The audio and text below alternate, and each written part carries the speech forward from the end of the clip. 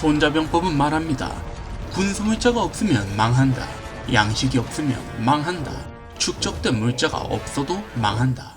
유럽을 정복한 나폴레옹도 이렇게 말했습니다. 군대는 위로 행군한다. 어둠의 독립운동가 모전구 려미아 선생께서도 말씀하셨습니다. 보급은 적에게서 취하는 것이라고. 이렇듯 군인들의 배를 빵빵하게 채워주는 것은 군대의 유지에 있어서 필수적입니다. 반대로 말해서 보급이 되지 않으면 그 군대는 유지할 수가 없죠. 삼시세끼 명순티와 해빔소스만 배식받으면 무슨 기분이 들겠습니까? 그리고 1차 대전기의 독일 제국 육군 총사령부 Oberste Heeresleitung. 줄여서 OHL에서도 비슷한 고민을 하고 있었습니다. 슐리펜 작전대로 벨기에 국경을 넘으며 프랑스의 육주 컷을 외쳤던 독일 제국은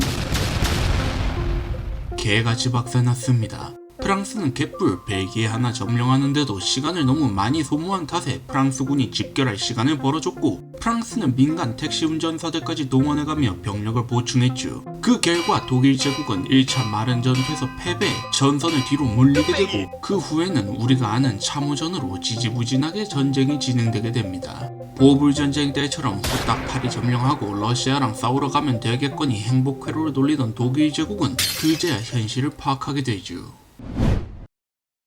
독일은 원래 식량의 30%가량을 수입에 의존하던 나라였습니다. 주로 유럽의 곡물 창고인 우크라이나로부터 수입했죠. 근데 1차 세계대전 때는 우크라이나가 러시아 땅이었고, 그 러시아랑 전쟁 중인 상황이잖아요? 하지만 아직은 비축해둔 물자가 좀 남아있으니까 괜찮을 겁니다.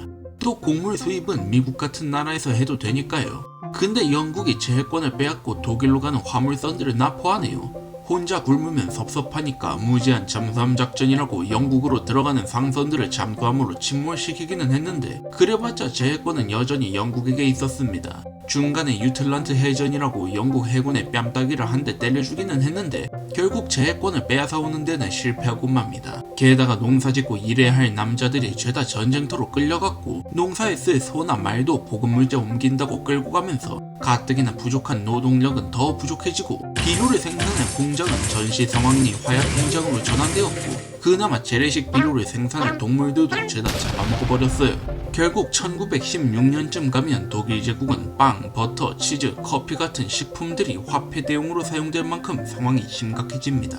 이런 와중에 최전선의 병사들에게 식량 공급이 제대로 될 리가 있을까요? 심지어 병사는 물론 국민 대다수의 필수 식자재 역할을 하는 감자마저 동이 나버렸습니다. 이런 문제를 해결하기 위해 OHL은 특단의 조치를 내리고 말지요. 루타바가라는 식물이 있습니다. 한국인에게는 조금 생소한데 우리말로는 스웨덴 순무라고 부르죠. 생긴 게 순무랑 비슷해서 그렇게 부르긴 하는데, 사실 엄밀히 말하면 순무와 양배추의 교잡종입니다. 원래 이 당시 루타바가는 사람이 먹는 음식이 아니었습니다. 왜냐면 맛도 없고 식감도 거지 같았기 때문이었죠. 독일에서는 돼지 사료로 주로 사용했는데 돼지를 이미 다 잡아먹어버린 터라 이 루타바가만큼은 많이 남아있었습니다. 당연히 OHL은 루타바가를 어떻게 써먹어볼 수 없을까 고민하기 시작합니다. 하지만 맛도 없고 식감도 더럽고 돼지들이나 먹는 루타바가를 장병들 식판에 덩그러니 올려놓으면 어떤 일이 벌어질지는 자명한 것이었습니다. 한국인으로 치환해서 생각하면 강아지 사료를 배식판에 와르르 쏟아부은 다음 총 들고 돌격 앞으로 라고 외치는 격이었죠.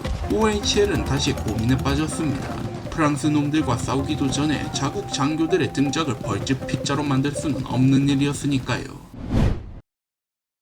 하지만 OHL은 역시 독일 제국 최고의 엘리트들을 모아서 만든 곳이었습니다. 그 평가가 무색하지 않게 이들은 방법을 찾아내고 말죠. 무려 루타바가를 이용해 빵을 만들어낸 것입니다. 심지어 방법도 굉장히 간단했습니다. 루타바가를 갈고 뭉치고 냄비에 넣어서 삶으면 됩니다. 맞습니다. 그냥 루타바가 찜이었습니다. 독일 병사들은 이 루타바가 빵을 너무 사랑했습니다. 그래서 독일 제국 군사원수인 파울 폰 힌덴부르크님께서 내려주신 오늘의 양식에 감사와 경의를 담는다는 의미에서 이 빵을 힌덴부르크 빵이라고 불렀죠. 게다가 OHL의 장병들을 사랑하는 마음은 여기서 그치지 않았습니다. 빵만 주면 정없으니까 빵에 발라먹으라고 버터도 만들었죠. 물론 루타바가의 물기를 짜내서 만든 버터였던지라 맛대가리 없는 건 힌덴부르크 빵이랑 도찐 개찐이었습니다. 점심에 빵에 버터 발라 먹을 생각으로 신나서 취사장에 들어간 헤르만 일병은 루타바가 바른 루타바가를 한입 베어 물더니 미친듯이 소리를 지르며 프랑스 참호 쪽으로 달려가서 다신 돌아오지 않았습니다. 그 외에도 OHL은 루타바가로 온갖 식재료를 만들어냅니다.